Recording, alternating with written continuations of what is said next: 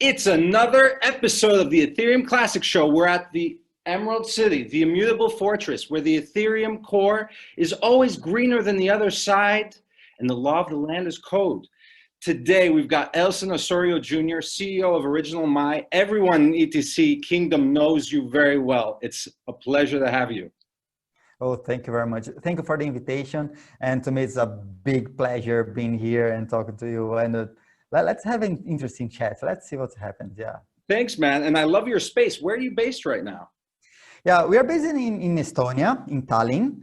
I am a very old hub for startups over here. And this place is my office. And not just my office, but it's a big place. And yeah, this meeting room is pretty interesting. The back is like they have some kind of auditorium over there, and it's a beautiful place. And it's pretty empty right now because every week and weekends we have events over here. And because of COVID-19, they restricted a lot events and meetings and even visitors. So the place is pretty quiet. Excellent. More than I like. Well, it's good for an interview, right? Yeah. It's good for an interview. Last time we spoke, first of all, I want to say congratulations. I know that you won the that huge investors conference. So what was it called? The annual investment meeting in Dubai? Exactly. We won as a the world champion on cybersecurity over there because of like privacy, data protection, something like that. And the interesting thing, they ran nationals among like 100 countries, and each country elected just one startup. We participated in the competition, on a pitch competition. We passed in front of all the Estonian startups over here. Then we went to the finals in Dubai, and we got the prize. And we won everything over there. It was amazing. That's a big congratulations. And correct me if I'm wrong, this wasn't blockchain companies. Were you like one of the only blockchain? The only blockchain company in the finals, yes. The only blockchain company in the finals. And what's incredible about that is it shows that, you know, we're not a place where dApps are trying to show usefulness. I mean, you're beating, you know, the non-blockchain ones too. The non-blockchain companies, yeah. And another interesting thing that happened just after, we participated on a local, probably you don't know about that because we didn't announce yet. We participated on a local competition in Fukuoka in Japan. And they called Startup Estonia to invite some startups over here. They sent me an email. I applied. Then the government, okay, you can participate. We think you are good. Then we went to the semifinals. Then we went to the finals. Wow. Over there. Like between just Japanese companies, we were 2 foreigners, but the other one was from, I think, Thailand. So from outside Asia, we were the only one company participating in the thing. We didn't win. Okay, that's okay. And well, I think you're expecting to win all the time since you've won so many times now. yeah, probably I'm used to right now, but no, I'm kidding. And but yeah, it was a strong competition and it was amazing. And other thing that just happened yesterday, Estonia nominated us as one of the best digital solutions they have over here, and for the World Summit Awards. It's one of the biggest competition among startups. And we went to the semifinals, and yesterday I received the email, we are shortlisted to the finals. Now in December, they will define the winners of this competition as well. To us, for OriginalMy, it's a big thing. Yeah. I mean, it's also a big thing for blockchain as well to have solutions winning left and right, especially when, you know, there's all this belief that, you know, it's still early, that these solutions haven't found themselves. And here you are proving everyone wrong, especially in a digital governance kind of setting. Like, Estonia is known for already having some sort of digital governance, like e-governance, right? Yeah, it's the most advanced digital government in the world. 99% of the services, the public services over here are digital. Wow. One example, if you get the card for the public transportation, you just register with your ID. I did it. You register with your ID and you can take a bus. You have the free bus in like, it was 3 minutes. 3 minutes from the registration to taking the bus. It was already running in the system. It was available. And information. Now, if you want to take a bus, what do you need to show? Yeah, but I just show the card to the machine and I can take a bus for free because for citizens and residents, it's a free public transportation in Estonia. And of course, I mean, it removes so many costs. That's why they can offer so many services for free. Exactly. In Estonia, they really believe digital services can reduce costs for the government. They use that, the digital services, because it's good for the government. They reduce the bureaucracy, they reduce the number of workers and work hours, and they reduce costs, and it reflects straight to the citizens, to the population. Yeah, and I remember that, we spoke 2 years ago, it was fantastic interview. You were still winning awards then. So it's weird how you're constantly just winning them all the time. I know that in Brazil, you had worked with them on voting. Now, that was 2 years ago. You've continued to win these competitions. Is it because you're adding new innovations, new solutions, or is it at the same time people are starting to accept the dApps and give them more respect? I think both, because depending on the competition, I apply with some aspects of our company. So depending on the place, depending on the environment. And like 3 weeks ago, we had the municipality elections in Brazil. So all the cities for electing mayors over there. And the Brazilian government, they invited us to run a side election with the government, with fake candidates and everything, but just for showing how it could be a digital election, because they are trying to have a digital election for the next presidential elections in Brazil. We have electronic elections over there. We have machines, we go to the machine and you vote, but you can't see the vote. You don't know about the software running in the machine. You have no ways for auditing the machine by yourself. You need to trust on who said, oh, this machine is with the correct software, there's no votes registered over there. Just need to trust. And what we try to do with blockchain, and everyone knows, we try to decentralize and reduce the power of the centralized governance of something. And we wrote a protocol for e-voting last year, well, in the end of 2018, beginning of last year, for secret voting on public blockchains.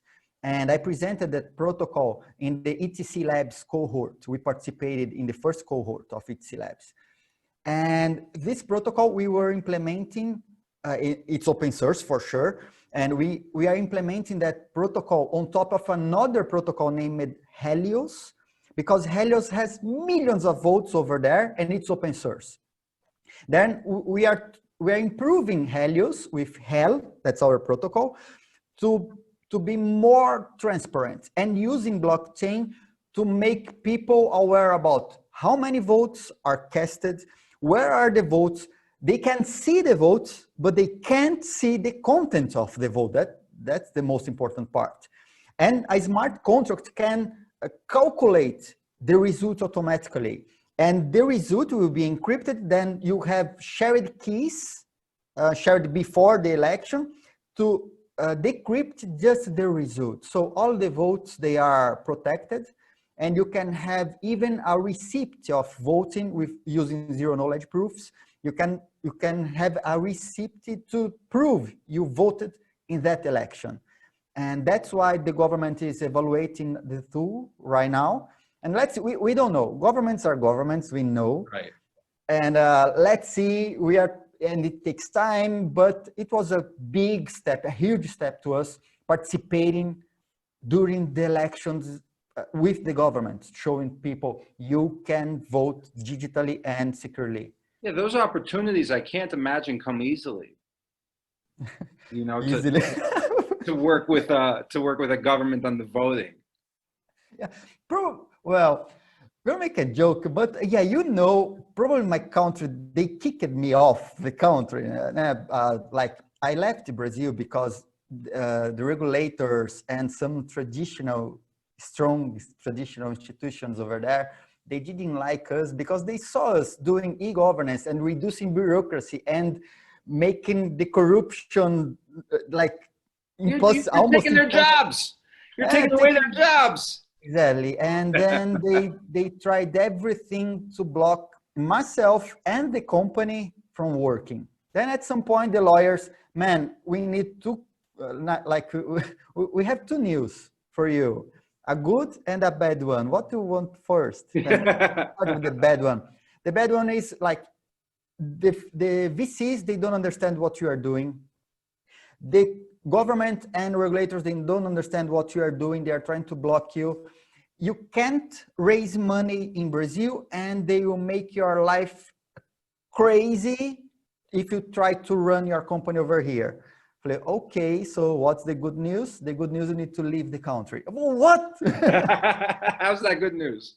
That's the good news. Yeah. Then I left the country because of that. It was crazy. So you bring up, you know, there's a lot of choices you have to make as a CEO, as an entrepreneur, period. But there's even, you know, more complicated choices you have to do because you're in this new space, this new technology space where the VCs don't understand, where the regulations don't exist. So, you know, I know enough about Estonia to know why it was an easy choice. Do you want to share maybe like one or two of the reasons why Estonia just made so much sense? Yeah, we did. I'm very pragmatic and objective. I need to have the numbers. It wasn't romantic. You didn't go to Estonia because you've always wanted to as a child. Yeah, you know. And I prepared a matrix with costs, taxes, and regulatory environment. And another variable was future strategy for OriginalMy.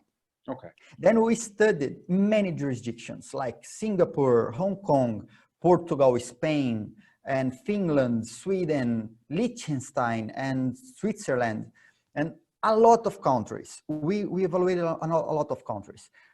Then in the end of the thing, we had some leads from the south of Europe because they are a mess. They have the same hassle we have bureaucracy in Brazil, Italy, Spain, Portugal, Latin countries. We know how to mess up things with bureaucracy. We know that. Then, okay, going to Europe makes sense. Our lawyers, they told us, probably you don't want to go to US because of regulations. It was ending of 2017. Okay, and so the IPO craze, the ICO exactly. Craze, yeah. It was totally crazy over there. Then they said, probably US, you don't want to go there, right now at least. Then Estonia, much cheaper than Switzerland. Everyone was saying, no, go to Switzerland because they have all the regulations, everything will be fine over there. But 100,000 Swiss francs just to put Just the application, right? Yeah, a lot of money. And we were running out of money because we tried to run an ICO, the first Brazilian ICO, not under the radar. We tried to do everything clear and for everyone. It was clear. The media was talking about us. The regulators were aware about what we are trying to do. And even with that, they tried to block us. A lot of Brazilian startups, they did ICOs, but like some shadow, something under the carpet and then they did. But we were very clear about what we were doing because OriginalMy was very respected over there. All the folks were on top of OriginalMy. Then, well, much cheaper Estonia. good regulation. They have regulations for blockchain, for cryptocurrencies, for wallets, for everything, for the financial system. They understand about the technology. They have a joke over here saying, oh, probably Satoshi Nakamoto could be Estonian, because it's not, but they say that. And well, I tried Estonia and it was very good to us. Very, very good, because right now the government like us. They are promoting OriginalMy and we are promoting the government. So there's a symbiosis. Yeah, symbiosis. That's and I've heard the same thing from other friends that are incorporated in Estonia, especially the blockchain ones. It's night and day, where versus fighting your government's helping you there. So I can understand outside of just the costs, right? Because Switzerland, yeah, it's super expensive, but even that help, I don't know that you would have gotten as much help. And those are the important decisions that you have to make as a CEO, right? And also as a dApp developer. So on the dApp side, I use OriginalMy as my favorite example for ETC, because there are so many chains to choose from. There's so many coins to choose from. When you're a dApp developer, I completely understand. The story you mentioned, I think you were presenting, it was like 2014 or 18, and 18, you're watching the price of Ethereum go up to like 400. What happened, it was on 2017. Okay. What happened, I started, OriginalMy was working on Bitcoin, because we launched it before Ethereum being ready in mainnet. We launched it before. It was 2015. July, beginning of July, then Ethereum was launched in the end of the month. Then during the next year, 2016, I was already prototyping a project for collecting signatures on public petitions for an NGO in Brazil. So they were using our infrastructure of digital identity, digital signature, and authentication of documents to collect the signatures in draft bills and public petitions. And I was prototyping on Ethereum, because on Bitcoin, the signatures on Bitcoin could be very expensive. And then I was prototyping on Ethereum because smart contracts, it was easier and everything was fine. Then the DAO happened. I was prototyping the thing and the DAO happened. Wow. Man, the lawyers from the NGO, they said, man, imagine if I'm presenting a draft bill signed by people to the a congressman in the House of Representatives, and they say, oh, the media can be changed. How can I trust in this petition if the media, for them, the media can be changed, manipulated? Because it was at that time. Today, it can't happen like happened in 2016. But at that time, it was like easy to change the thing. Right. Then Ethereum Classic happened, and I was very close to Ethereum Classic, because immutability was the thing to us. Everything must be immutable and transparent. Then okay, but I was not moving to Ethereum Classic. I moved to Bitcoin because Ethereum Classic was too new. It was impossible to know about the future of Ethereum Classic at that time. Then we pivoted to Bitcoin. I went to Consensus in 2017 to launch our app of digital signature in Consensus. I had a booth, a very beautiful booth over there, presenting to everyone. During the event, Bitcoin, like the peak was $5,000. With $5,000 and signatures happening on Bitcoin, the cost per signature was $60 per signature. My people, my team in Brazil, they were saying, stop presenting, please stop presenting. We're going to be bankrupted. We'll be bankrupted tomorrow. We stop doing that. Then, oh my God, I went back to Brazil. I moved to Ethereum first. Then, a few months after, Ethereum ran to $500 and the fees was almost like Bitcoin fees. Bitcoin on $5,000 and the Ethereum 400, the fees were almost the same. Wow. It was insane. And because of CryptoKitties did. Of course, yeah. Then I had another problem with Ethereum at the time. I was sending the transaction. A second later, the transaction was not there anymore. It was not like going to a main pool. It was disappearing. And many transactions, people signing and sending the transactions, and transactions were disappearing. Oh my God, what's happening? What's happening? And the price is increasing because CryptoKitties stopped the network. We know that the hassle that was at the time. Then, okay, Ethereum Classic, we have 1 year, one year and something. I think it's secure. They will have a long life. The immutability is their main motto, yeah. The thing. So let's move to Ethereum Classic. Then I moved all the signatures, digital identity, authentication to Ethereum Classic. I had the Ethereum and Bitcoin yet working, but like people are not using because of the costs. We present a table, a pricing table to them. Oh, you can register in other blockchains if you want, but they see the price. Oh my God, obviously I don't need to do anything. Because there's no, I mean, do I get like a gold-plated signature if I do it on Bitcoin versus Ethereum Classic? Like what extra do I get if I do it on Bitcoin versus Ethereum Classic? Yeah, the signatures, they are not happening anymore in Bitcoin. I move it. Yeah, it's too expensive, right? Too expensive.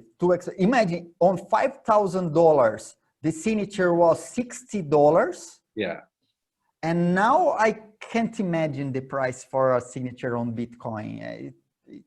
It's unreliable. We can't do. We just can't. And even on Ethereum, if you try to be profitable, to build a profitable company right now, even on Ethereum, I think it's hard.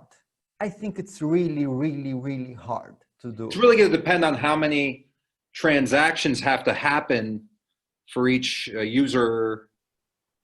I don't think so, because if you someone needs to pay the fees. Right. Someone needs to pay. Someone needs to pay. Or you will observe the thing, or your customer will pay. When we are on a market where like DocuSign, because people compare us like digital signature with electronic signature, and DocuSign is the biggest in the world. And they say, oh, okay, you have identity validation, you have a digital certificate, so it's a digital signature, not electronic signature, like clicking on a link and magically is sign it. Then, oh, you have, but when they compare to our competitors, DocuSign is charging like $5 per document. Man, I can't be over that. Obviously, yeah. As a startup, because my benchmark is DocuSign right now. Then I can't, and it's impossible in other networks. Yeah. So the cost of the transaction, is that your number one criteria? Not my number one. The immutability is my number one, and the team and the health of the network, and then the prices. Because imagine if you sign a contract and it goes to a court proceeding. And then right, and there's been a 51% attack. Like that. Then one thing, a lot of people, they ask me about the 51% attack that happened on the Ethereum Classic. How I'm handling that thing. Yeah. In Bitcoin, back to 2016, we had the malleability attack. I don't know if you remember malleability attack.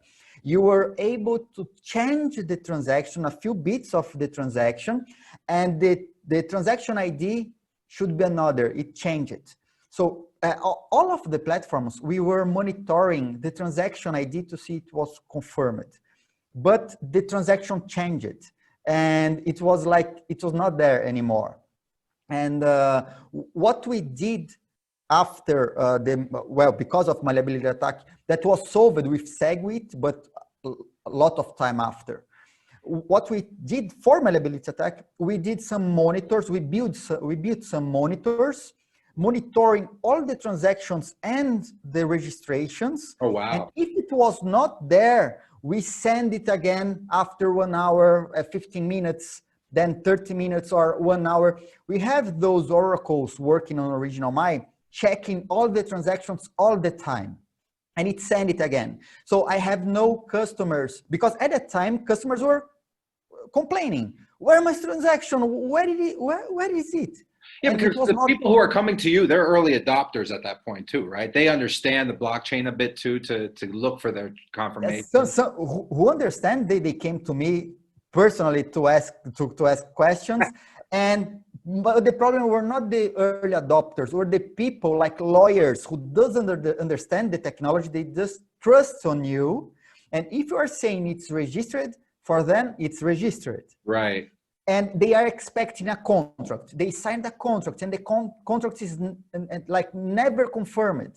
Then it takes time, and someone in the other side of the world is complaining, what's happening? This thing must be signed. I already signed it. It was a chaos to us. Then I solved the thing because I constructed that infrastructure for protecting us during the malleability attack, because it was not solved with the protocol. So wow. when it happened to the attack, the 51% attack on the Ethereum Classic, for OriginalMy, it was not a problem at all, because we were sending the transactions. We are monitoring the transactions all the time and sending it again if the transaction is not there. So if the transaction was not there because of the chain was splitted or like replaced, Rolled back, yeah, or roll back or anything, our system is sending the thing again.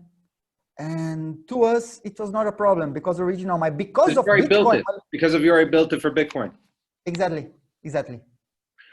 So, yeah, but you know, does it, you've built this already. Does it affect you moving forward? Like, you know, let's say that you knew for a certainty that ETC is going to get 51% attacked every single day. You wouldn't stay there. Yeah, because I just need to send the transaction again. Oh, so you don't, yeah. So if ETC is getting attacked constantly, it doesn't bother you, because look, I'm doing my bit, I'm resending. Eventually, we're going to go back to a, you know, normal, a stable, you know. Stable. Okay, yeah, because we know the 51% attack right now, it's pretty expensive. It's more expensive than before, because of the forks. They changed the protocol to make it more expensive. But people were attacking, I understand, people who were attacking Ethereum Classic, they were doing like for fun, because Ethereum Classic is doing to the rest of the network something like I did in my country with their traditional institutions. And I understand they try to block you and stop you working using their tools available. But in their case, they have, like in Brazil, they have unlimited power. I can't fight against that unlimited power. And in case of Ethereum Classic, it's an economic power. So people must spend money to attack Ethereum Classic. So it's a limited thing. It's not unlimited. It's totally limited. We know that there are people with a lot of money. Yeah, so much money that's burn it. Burning. But if you remember what happened on when Bitcoin Cash came after the fork, they tried to do the same with Bitcoin. Yep. They did. They burned a lot of Bitcoin trying to kill the chain. And they didn't, because it was impossible. The chain was good. A lot of people and miners were using the thing for good. And they, at some point, those guys, the two guys, we are just burning money and the thing will not stop. Let's stop to do that. I can imagine that they were just like sitting around the table and then, you know, we're burning money, man. Yeah, I think we should stop. Okay. Yeah, and I imagine it was the same. And now it's pretty expensive than before for doing the same thing. Well, yeah, now for ETC, because of MES, it can become up to, 34, 40 times more expensive to do the exact same attack that, have been done previously. So, I think the philosophy of attacking on the economics makes sense. It's just like you said, look, this is money. If they want, there's only so much fun you can have burning money until it costs this much to have fun, right? Then it's no longer fun. It Yes, becomes exactly. a business or something. Exactly. It's very interesting. So I do want to set the understanding. You currently run OriginalMy across 4 blockchains. Exactly. Exactly. Now that's ETC. Which are the other 3? Bitcoin, Ethereum, and Decred. Now, And on I'm sorry, please Decred, continue. Yeah, Decred. Decred. On Decred, we built, it's like the open timestamps built by Peter Todd. It's like the open timestamps where we are registering a Merkle tree of a Merkle root of a Merkle tree, time after time on Decred blockchain. I am trying Decred because I did, well, Decred, the biggest thing on Decred is the governance, the chain governance they are trying to build. And I work with e-governance. So it's interesting being close to the development of that blockchain because of the governance, the chain governance they are trying to build. It's pretty different compared to other projects. They have both, like it's a proof of stake mixed with a proof of work. And because of both, the chain is harder to be attacked or changed. And the stakers, they have some voice over there. It's pretty interesting, the stakers having voice as well, not just the miners, but the stakers as also. Then, well, I found it interesting. Then I built using some tools like open timestamps, but for doing a Merkle tree of transactions. So it's pretty cheap to us. For scaling up, to us is better because I can register like millions of transactions, 1 per hour. So it's like 1 transaction per hour. So it's faster. So the decision to bring Decred in to the group is, again, it goes to an economic one, right? It's like, look, economic one. It was I could economic do a one. million addresses in 1 transaction and it's dirt cheap. Yeah, exactly. That's the thing. That's cool. So you get the opportunity to test so many different chains too. I mean, what would the next chain be if there was a 5th one you would add? Who would you test next? Well, I would like to test Waves. Waves, okay. As well, Waves. I would like to test Waves. And I am resilient. People are asking me for trying Tron, and I'm very resilient. I don't know yet. And I had a meeting with some guys a few weeks ago. Man, I don't remember the name of the blockchain, but some guys from MIT, they built something over there very interesting. And I want to test not on my main net, but testing in my testnet infrastructure for sure. And Litecoin. I'm a big fan of Litecoin. I would like to have Litecoin on our infrastructure as well. The classics. You've got the classics. Yeah. Now, again, so Waves, Tron, Litecoin, is the idea to test them primarily on, hey, look at these transaction costs, look how much, I mean, are you looking at that level when you're looking at a new chain to evaluate? I looked at the price for sure. The number of transactions per second, it's very important. The size of the hash rate, to me, it's very important right now. Why is that important? How, sorry? Why is that important to you? Oh, because of on a proof of work network, if we have bigger hash rate, it's hard to be attacked. It's more secure. Yeah, because it's interesting. You've got this balance where you care about the security, but at the same time, you've built the tool where, hey, you get attacked, doesn't matter. I'll send the transaction again. Yeah, but what I have working is working very well for introducing something new, I'll need to worry and I'll have a lot of concerns and tests and things will fail. I need to maintain at least 2 nodes of each new network because I have the testnet nodes and the mainnet nodes. I run my nodes by myself on OriginalMy. I don't rely on third-party nodes because, well, it's a blockchain. We need to run our own nodes. It's supposed to. I mean, and the last thing you want is to explain to, you know, the government in Brazil, well, you know, I was using Infura and they had this downtime. I'm not sure who won the election. Let's start it again. Exactly. Imagine if it happened almost at the same time of the election, almost at the same time. And it was crazy because during the election, the systems of the government were hacked. During the thing. Of course. That's the best time to hack. Yeah, the human resources thing, they were hacked. And even though the superior electoral tribunal, something like that, electoral court, they were hacked during the elections.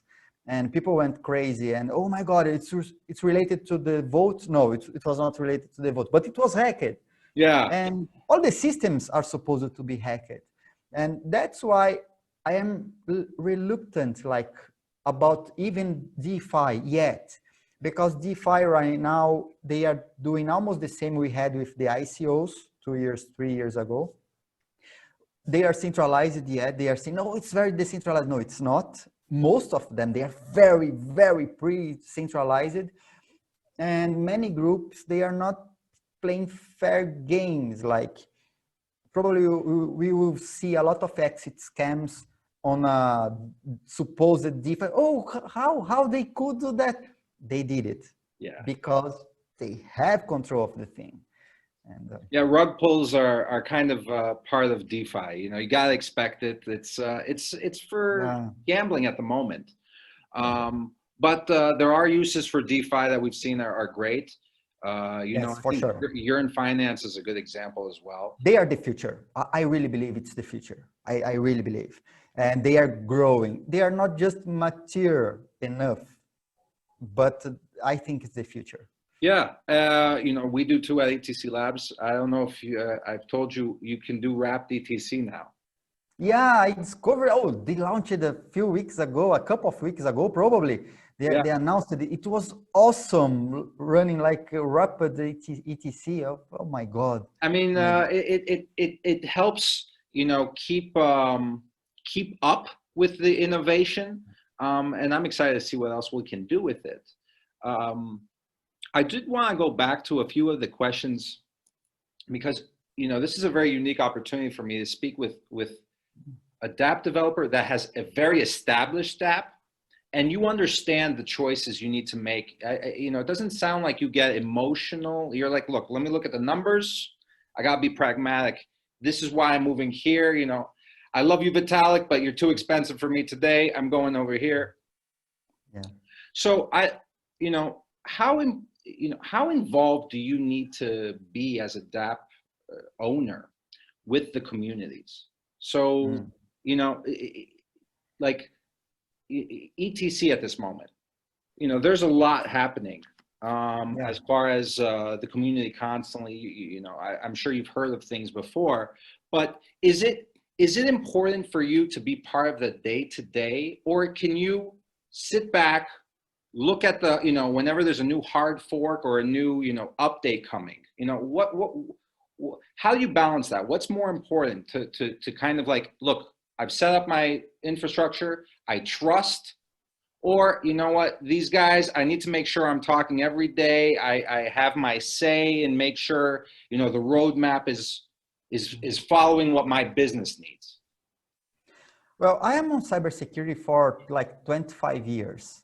And I'm working with open source projects since 95, at least, when I discovered Linux for the first time. So I have a long time working with like projects where communities are handling the projects.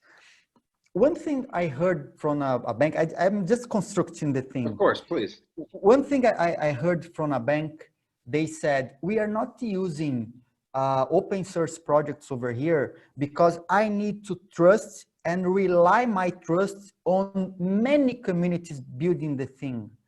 Like if you have a project running like Node.js, you need to trust not just in the language, JavaScript, but you need to trust in the guy who is building that model you are using on your thing. So instead of like it's about liability. If you are thinking about liability, you need to trust in many places, or you will concentrate your liability in one company to be responsible about everything that happens. Banks think like that, Right. that. In my case, I'm trying to mitigate this thing because it is a hassle. Like what happened to Golang last week. The language had the problem. And because of the problem, all the nodes of Ethereum Classic or even Ethereum or everything, even Anything would Decred, go, right. everything could crash. You could do some denial of service in everything because the language, and it was audited. It was people from Google, people from around the world. They were looking into the code and it was there. The bug was there, commented. And the comment was there saying it must run like this. And the line after was different. I don't know why. Nobody knows why. And it was different. So I'm trying to mitigate this thing. I take a look into the news all the time. I'm inside all the communities. I am just not pretty active in the communities because I have a lot of things to do. And as a security guy, I was always, my whole life, the guy behind the curtains, in the backstage, making the thing work. And OriginalMy and my previous company, where I was CEO as well, it was my first first experiences being the CEO. I need to be in front of the cameras. I need to talk to people. And talking to people is not the thing I do very well. You're doing great. I have no idea what you're talking about. I think you should have your own interview show, by the way. I did act classes. I did act classes. Well, it shows. They were worth it. I want the name of the teacher. It worked. Then, yeah, I prefer many times to be behind the scenes, just looking around, feeling the environment, to understand what is happening. So I am in each community. I am on Decred community. I am on Ethereum Classic communities. I follow everything, all the developers and everyone, and the main people like from the community, because probably they will like cry first. I don't know, something, they will say something first. And yeah, but I'm not very active saying or promoting things over there. I'm just looking, feeling the environment, the temperature of the things, to understand what's the moment to do some action. Because it's hard, as I said, 4 blockchains, at least 8 nodes in my infrastructure, at least. For Ethereum Classic, it's doubled. I have, because of a lot of transactions, I have balancers, two, and behind of the balancers, 2 of each node. What, so just like for Ethereum Classic? 6 machines just for Ethereum Classic. And that's because most of the transactions happen there? Exactly. And it must be secured in the infrastructure side. My infrastructure must be bold to have and receive all the transactions for my customers. Because as I said, many lawyers are using the tool, and the thing is going to the court proceedings. And if all your customers could sue you. They all know how to sue you. Be mad. You have the perfect Exactly. That's the thing. My customers will sue me. Exactly. Okay. This has been great. We need to talk more often, especially, right now on the hash rate side, with ETC, one of my main focuses has been getting hash rate up. As soon as I joined the labs, I've been speaking to as many miners as I can, kind of understanding their issues, what they look at, understanding profitability again. Because everybody approaches this as a business. There's passion. We're passionate about what we're doing, especially what you do. I mean, dude, you're helping change the world. But I did want to ask, so there's this one idea now being floated in Ethereum Classic about a treasury where 20% of miner rewards could go towards development teams. Yeah. Is this something that, changes the way you would look at ETC? No, definitely. And I'll tell you why. Decred is using Treasury for a long time. And the problem with the Treasury is in the very beginning, where the rules are not very clear and people are thinking just a small group will receive the money for doing anything in that case. In case of Decred, it's very clear the Treasury is going to the developers, and the proposals, the way they are approving the proposals and paying the guys is, I can't say just like Gitcoin, but But it feels like it.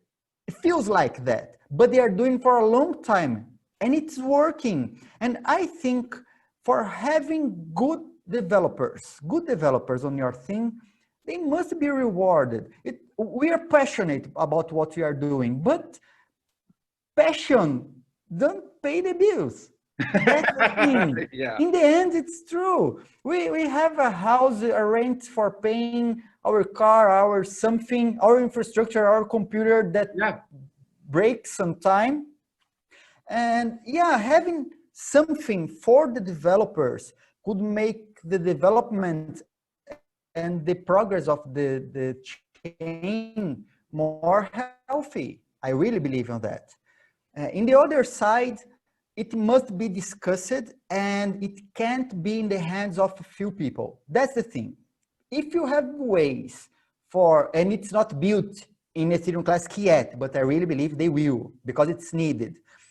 Building a very transparent way for approving the proposals and the development on Ethereum Classic and the money coming to the developers who had the proposals approved, it will be more transparent and people will stop crying. I really believe in that.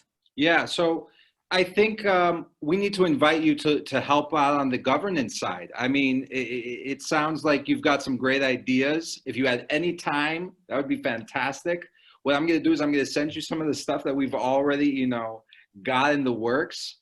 But I'll try to be involved on that. It could be interesting, yeah. I think so, especially considering that, not only do you understand governance mechanics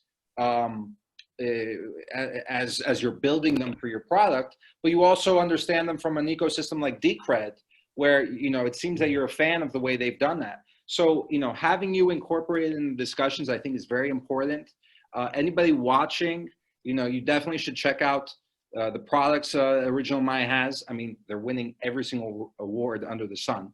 And not to mention the fact that if you have any questions or comments to give about, governance, about some of the blockchain decisions, you have to realize this is one of the top CEOs of Adapt around. Okay, so Edilson, thank you so much for the time today. I'm going to put some of your links also in the information if anybody wants to reach out to you, or if if there's something you think that they could learn from. Yeah, dude, thank you so much for the time.